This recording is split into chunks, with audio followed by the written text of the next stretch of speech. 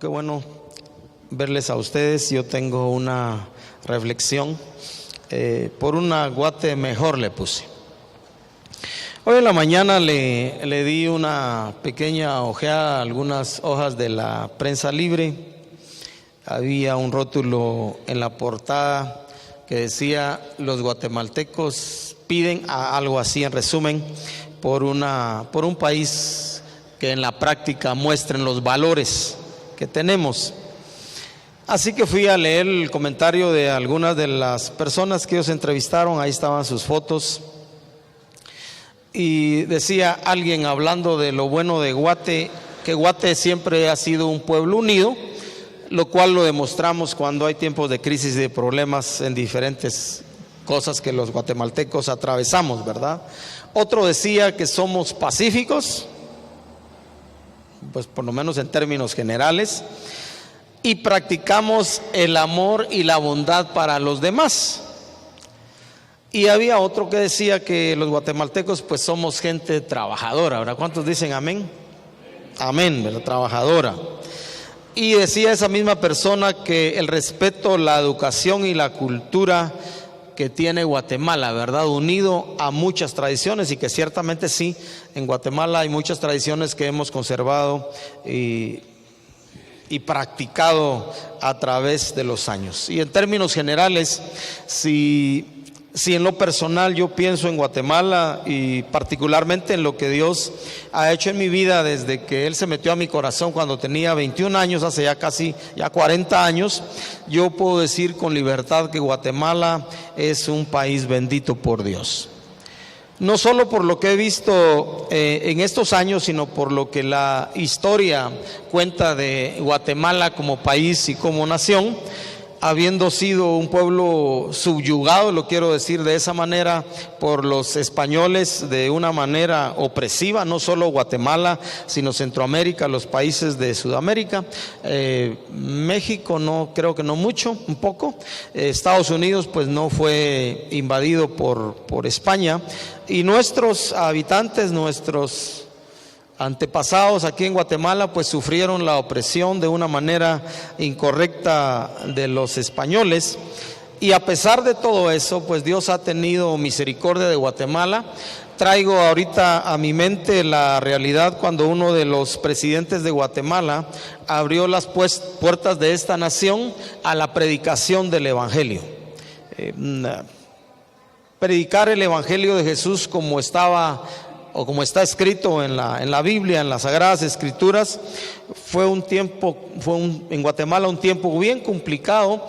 Ahí en la historia está por lo menos un listado en crónicas que hay en México de 25 personas con nombres y nombres de personas que mataron aquí en Guatemala por predicar el Evangelio. Eso está escrito en la historia. Predicaron a Jesús, el Evangelio, de una manera diferente a la tradición católica romana que se había establecido ya en Guatemala, y entonces los mataron. Y este presidente, con buenas razones, con buenos motivos o con motivos personales, lo que haya sido, decidió abrir las puertas de esta nación, invitando a misioneros de los Estados Unidos para venir a Guatemala, y a ellos les tomó un poquito de tiempo poder venir, pero después hasta el presidente ofreció seguridad para las personas que predicaran el Evangelio, porque se necesitaba en ese tiempo. Federico Crowe, el nombre de la persona que don Samuel Bererián tiene un instituto en Guatemala, fue expulsado de Guatemala. Él usó la Biblia como libro de texto para enseñar a leer, hasta que pues decidieron ya no tenerlo más en Guatemala. Entonces lo escoltaron hasta Izabal, lo pusieron allá en un barco y le dijeron que si regresaba a Guatemala lo iban a matar, porque él estaba predicando el Evangelio. Él no se fue sin decir o sin profetizar que las puertas de Guatemala se iban a abrir al Evangelio de Jesucristo, como ciertamente ocurrió con el avanzar de los años. Entonces, en ese sentido y en muchos otros sentidos, esta tierra es una tierra que un judío dijo una vez que nosotros los guatemaltecos a veces no trabajamos mucho, porque si tiramos semillas en el asfalto, brotan, crecen y dan fruto. Así es nuestra tierra. A diferencia de otros países que les ha tocado ver cómo trabajar e inventar tecnología para hacer producir en el desierto. Así que Guatemala es así. Yo quiero hacer una reflexión hoy en la mañana, aprovechándoles a ustedes acá por una Guate mejor. Mi familia es una familia de carne y hueso. Eso quiere decir que se ha equivocado mucho, incluyéndome, y quiero poner eso como base por algunas cosas que voy a contar aquí de mi familia. De una de ellas me enteré hace como 2 semanas más o menos, y por eso quiero decir eso, para que no nadie de ustedes piense que estoy contando grandezas de mi familia, sino una realidad de una familia que es de carne y hueso, que hemos metido la pata en muchas cosas hasta hoy. Pero mis padres, mucho de lo que yo soy se lo debo a la enseñanza de mis padres. Hace un par de semanas me enteré que uno de mis sobrinos pasaba con cierta frecuencia enfrente de la casa, y pues con cierta frecuencia cuando estaba mi padre murió hace 17 años, eso fue hace mucho tiempo, pero yo me enteré hace 2 semanas, él bajaba y saludaba a mi padre. Entonces una de esas ocasiones mi sobrino todavía cuenta que mi padre le tomó sus manos y le dijo: mi hijo, le dijo, estas manos siempre limpias, le dijo. Mi sobrino trabaja en una empresa donde se maneja mucha plata y mucho dinero, ha trabajado más de 30 y pico años en esa empresa, y gracias a Dios le ha ido muy bien y todavía está en ese lugar. Con eso mi padre le estaba diciendo a mi sobrino que no robara, así de sencillo. Por una Guatemala mejor se llama la reflexión, ¿verdad? Mi madre, yo me recuerdo, le decía, compartí algunas de estas cosas en una escuela hace unos 10 días aquí en San Felipe, que me invitaron, y mi madre usaba una frase cuando yo estaba estudiando primaria, básicos y diversificado, que les soy honesto, le decía yo a estos padres de esta escuela, no recuerdo cuántas miles de veces las oí, bastantes veces al día, pero desde que empecé a estudiar siempre tenía esa palabra, me decía: mi hijo, pedile a Dios, pedile a Dios. Entonces yo iba a estudiar, le pedía a Dios, ¿verdad? Dios, ayúdame. Eran recuerdo mis frases que usaba yo de chico. Y ya cuando regresaba de estudiar, mami, ya estudié, y si era muy temprano me decía: anda a estudiar otra vez y pedile a Dios. Y esa fue una frase que a mí se me grabó mucho en la mente y en el corazón, tanto que ella nunca me dijo pedile a Jesús o mira si el Espíritu Santo te guíe. Siempre fue pedirle a Dios, y yo siempre le pedí a Dios. Yo en ese tiempo era ignorante, no sé si mi madre lo sabía literalmente, que realmente la Biblia dice que el principio de la sabiduría es el temor a Dios, y el conocimiento del Altísimo, la inteligencia. No sé si mi madre lo supo, pero de alguna manera ella supo que tenía que enseñarme, que yo tenía que tomar en cuenta a Dios en mi vida, en mis estudios, y después fue en mi trabajo también, porque cuando yo empecé a trabajar: mi hijo, que te vaya bien, pedile a Dios. Y eso se me quedó grabado en el corazón, y particularmente cuando ya nací de nuevo, ha sido un tesoro en mi corazón. Otra cosa que me aprendí de mi madre, y esa también me costó que me entrara, muchas veces hasta los 21 años, de los 21 en adelante un poquito menos, yo una que otra vez juzgué a mi padre delante de mi madre.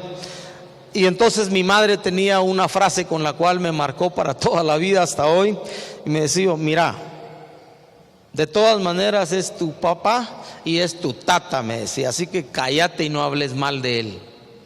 Eso igual fue por muchos años, de chico, de adolescente, ya de joven, cuantas veces juzgué a mi padre.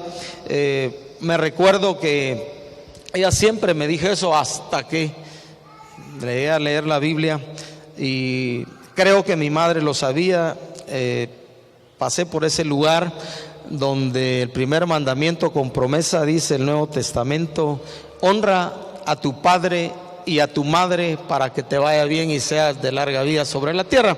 Y como he dicho en otras ocasiones, la Biblia y Dios no pregunta si tu papá fue bueno, si lo conociste o no, si fue malo o no. La Biblia dice: honra a tu padre y a tu madre para que te vaya bien y seas de larga vida sobre la tierra. Visité a mi tía que está un poco enfermita, ha estado enfermita en estos días. Ella tiene 90 años. Su hermana menor, hermanas de mi madre, tiene 89, y la mayor, que era la que seguía a mi madre, tiene 91. Entonces, orando y llorando un ratito ahí con ella, yo le dije: tía, de plano, usted fue alguien juntamente con mis tías que honró a sus padres. Y yo por mi madre sé que ellos pasaron muchas crisis con sus padres y por eso Dios les dio larga vida. Oré por ella, la abracé, pero han tenido la oportunidad de vivir larga vida. Mi madre murió de 93 casi, y ella nunca vivió con su papá. Su mamá la regaló como a los 3, 4 años por ahí, porque se puso a vivir con alguien más, mi abuela, y entonces ella no convivió mucho con su madre hasta ya más grande, que regresó a Ciudad Vieja. Pero lo que yo recuerdo de mi madre, hablando de formar vidas y formar corazones, es que ella nunca usó una palabra negativa ni contra su papá ni contra su mamá. Yo por lo menos no la recuerdo, a pesar de que no creció con su madre y pues su padre lo ha de haber visto ya de grande. Entonces tengo esas huellas en mi vida y en mi corazón. Entonces, ¿cómo ayudar nosotros los que estamos acá, chicos y grandes, y yo cada vez más grande, ayudar a formar una Guatemala mejor? Número 1, nuestra vida es la mejor escuela. No nuestras palabras, nuestra vida es nuestra mejor escuela. Ustedes, padres, nos forman a nosotros y su vida es la mejor escuela que tenemos. Nosotros vamos a oír como hijos lo que ustedes nos digan, pero vamos a aprender más de lo que ustedes viven y lo que ustedes hacen.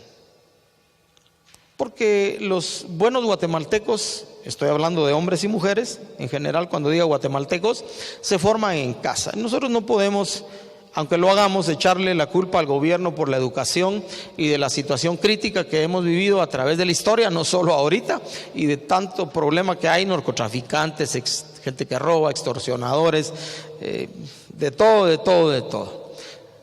Tenemos que mirar con responsabilidad hacia los hogares desintegrados, hacia padres que no se han hecho responsables de sus hijos, o a madres que han tenido descuido en criar a sus hijos, si los han criado solas, o a los dos. Pero nuestra vida es la mejor escuela. Y como hemos oído en Guatemala por muchos años, y es así, la educación se mama en casa. La escuela, qué bueno que nos ayude.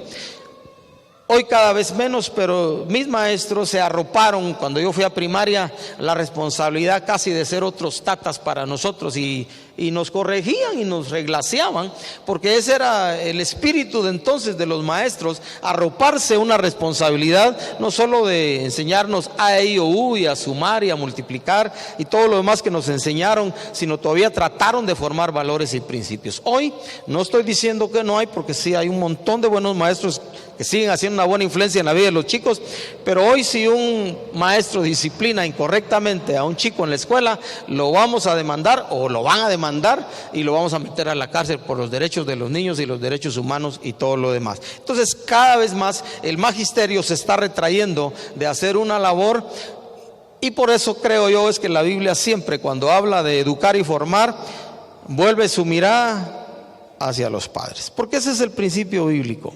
No es el gobierno el responsable de la educación, son los padres, es la familia. En Deuteronomio, hablando de nuestra vida es la mejor escuela, hablándole Dios a Israel, también lo repite el mayor mandamiento a todo el mundo en el Nuevo Testamento, le dice: amarás a Jehová tu Dios con todo tu corazón y de toda tu alma y con todas tus fuerzas. Hablándole Dios a los padres de Israel. Y estas palabras que yo te mando estarán sobre tu corazón. Deberán ser parte de tu vida. Deberán ser parte de tu quehacer. Deberán ser parte de tu quehacer diario. Porque cuando ya las tengas en tu corazón y las tengas en tu vida, las repetirás a tus hijos. Y esa es la secuencia, en la vida, en el corazón, y entonces es mucho más fácil. Nuestra vida es la mejor escuela, y a los hijos que están acá o a los solteros que estamos acá, yo les quiero decir que aunque no tenemos un papel, entre comillas, de padres, literalmente, al final de cuentas nuestra vida sigue siendo la mejor escuela donde quiera que estamos. Podemos decir mucho de Dios, podemos hablar mucho de Dios, pero siempre el ejemplo es la mejor escuela para aquellos que nos rodean. Si hemos de contribuir al engrandecimiento de nuestra nación y en la construcción de una mejor Guatemala, empieza conmigo, empieza contigo, empieza en casa, no empieza en el país. Segunda cosa, si hemos de dejar un legado bueno a los guatemaltecos que nos sigan, hijos o familia o amigos o hermanos en la fe, se hace necesario una vida de fe. ¿Qué quiero decir con esto? Si hemos de enseñar de Dios a los demás, nosotros tenemos que ser los primeros en practicar, en esforzarnos en practicar al máximo los mandamientos de Dios. Y por eso quise poner como base que mi familia y yo soy de carne y hueso. Estamos en como dice Pablo, en esta morada, en esta habitación temporal. Un día vamos a ser revestidos de la perfección completa, pero mientras estamos aquí en la vida, estamos en un proceso en el que todos estamos aprendiendo y otros están aprendiendo de nosotros. Así que si hemos de dejar un buen legado espiritual, se hace necesario una vida de fe.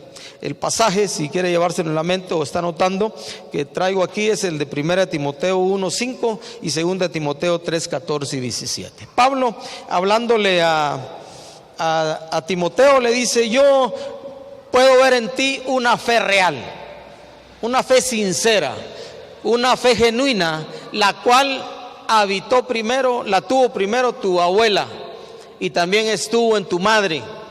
Tu abuela Loida, tu madre Eunice. Dice Pablo: estoy seguro que en ti también. Tu vida de fe, de constancia en el Señor, es reflejo de lo que aprendiste de tu abuela y de tu madre. ¿Dónde estaba el abuelo y el papá? No me pregunte.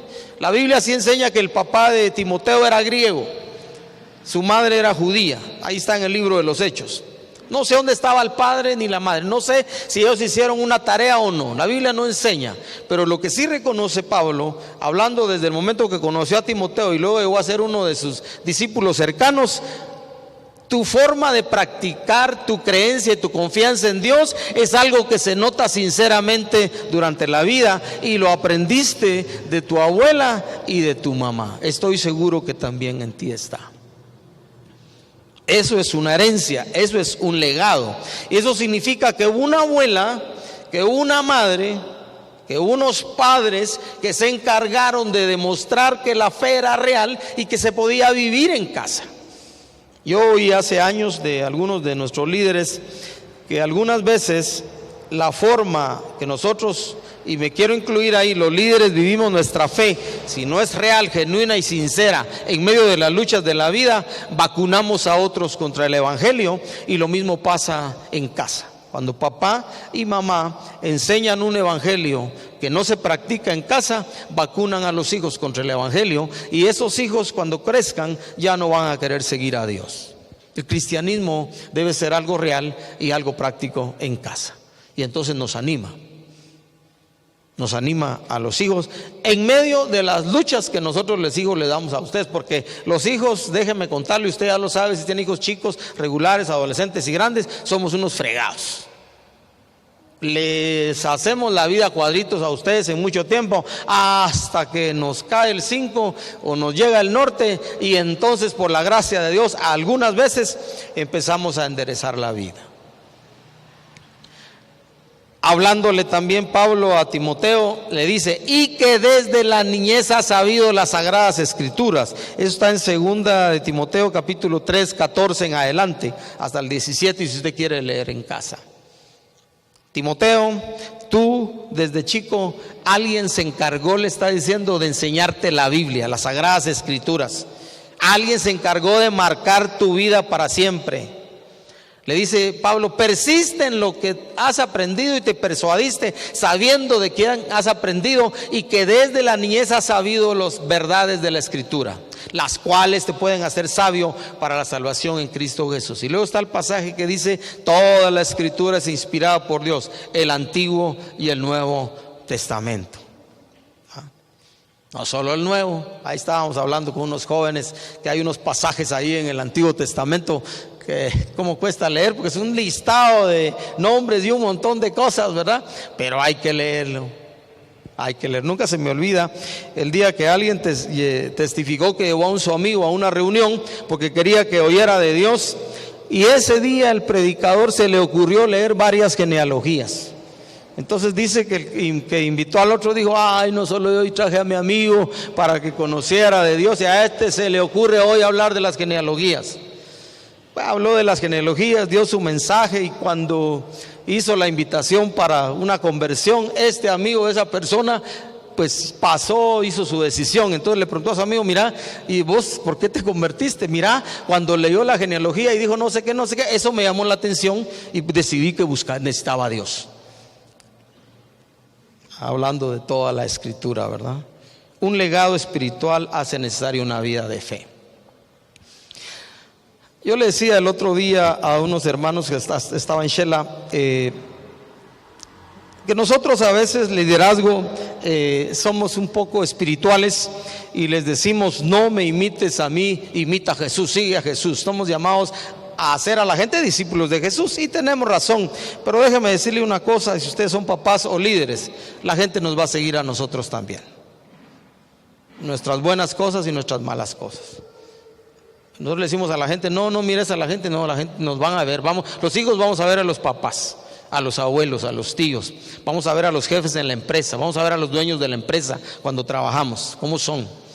En la congregación nos van a ver a nosotros y si nosotros metemos la pata, debiéramos arreglar nuestra vida, porque nos van a ver a nosotros. Un legado espiritual hace necesario una vida de fe práctica. Y la última cosa que quisiera mencionar en esta reflexión es el hecho de que si queremos una Guatemala mejor, necesitamos sembrar bien el corazón de los hijos, porque eso garantiza una buena cosecha.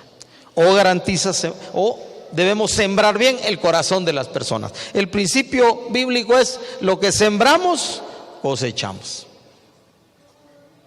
¿Quieres una Guate mejor? Siembra tu familia, siembra el corazón de tus hijos con buenas cosas.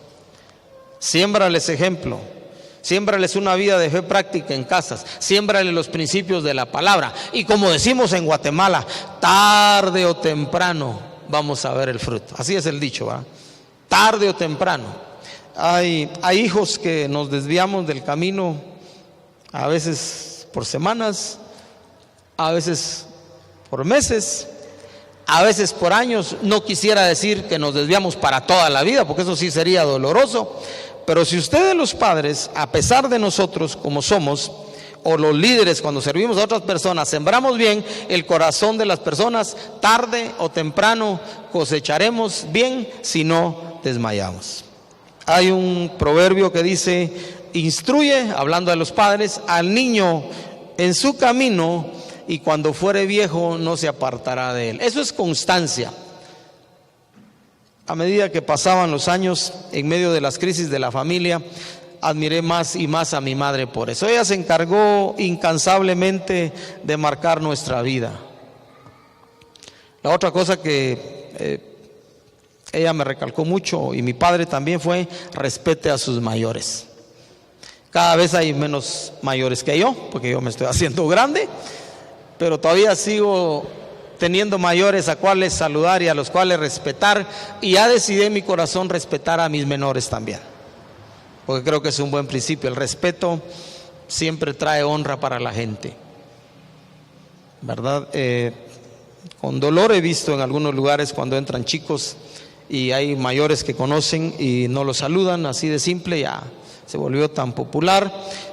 Otros, hablando de principios, están en lugares, entran en lugares donde a mí me enseñaron: mira, si usas gorra o sombrero, eso me lo enseñaron de chico, cuando entres a ciertos lugares te lo quitas, porque es una señal de respeto. Cada vez se ha vuelto menos y ya no lo miramos así. Entonces hay lugares donde a mí me enseñaron, ¿verdad?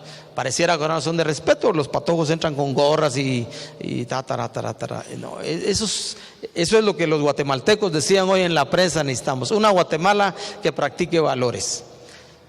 Y déjeme decirle que nosotros, el pueblo de Dios, somos más responsables de practicar los valores y principios que hay en la Biblia que los que no lo son, porque Dios nos llamó a nosotros a ser luz y sal de este mundo. Cuando Dios llegó a mi corazón, cuando tenía 21 años, yo me recuerdo que hasta esa edad, a veces, una que otra vez lloré por Guatemala viendo las crisis que había. Fue un tiempo difícil, después del 79, en los 80, 81, el tiempo bien difícil con la guerrilla, entre el gobierno y la guerrilla. Pero me recuerdo que otra vez, antes de nacer de nuevo, lloré por una Guatemala mejor. Lo que yo no sabía es que yo era parte de los claveros de Guatemala hasta los 21 años. porque hice clavos en mi municipio y en otros lugares. Y cuando Dios llegó a mi vida y me perdonó y me ayudó a dejar poco a poco algunas cosas que yo practicaba que eran pecado contra Dios y contra todo principio, aún contra lo que me habían enseñado mis padres, yo me di cuenta que empecé a sembrar un país diferente hasta hoy. Donde quiera que voy, trato de ser diferente por lo que Dios me ha dado a hacer y a hacer, porque quiero, ya es cada vez más grande, todavía sueño, pero quiero una Guatemala mejor hoy. Mañana no sé si voy a despertar, pero quiero una Guatemala mejor. Y por eso les sirvo a ustedes, por eso sirvo en mi casa, por eso sirvo en otros lugares, por eso sirvo en mi vecindario, tratando de hacer una Guate mejor, porque yo soy parte de esos guatemaltecos que piensan y quieren una Guatemala que practica principios y valores donde quiera que están. Como iglesia somos responsables. Nuestra vida es la mejor escuela, nuestro legado espiritual hace necesaria una vida de fe, y sembremos bien el corazón de aquellos a quienes servimos, especialmente si es la familia, porque a su tiempo cosecharemos si no desmayamos. Amén. Muy bien, pongámonos de pie, por favor.